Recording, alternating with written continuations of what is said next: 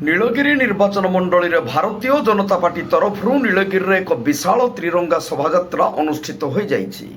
ଏହି ତ୍ରିରଙ୍ଗା ଶୋଭାଯାତ୍ରାରେ ନୀଳଗିରି ଜଗନ୍ନାଥ ମନ୍ଦିରଠାରୁ ଆରମ୍ଭ ହୋଇ ନୀଳଗିରି ସହରକୁ ପରିକ୍ରମା କରି ଡାକବଙ୍ଗଳାଠାରେ ଶେଷ କରାଯାଇଛି।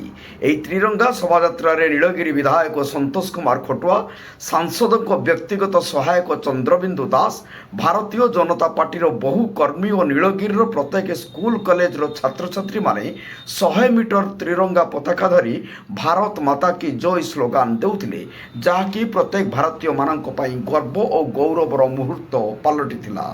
ନୀଳଗିରିରୁ ମନୋଜ ମହାନ୍ତିଙ୍କ ରିପୋର୍ଟ, ଜନତା ଏକ୍ସପ୍ରେସ।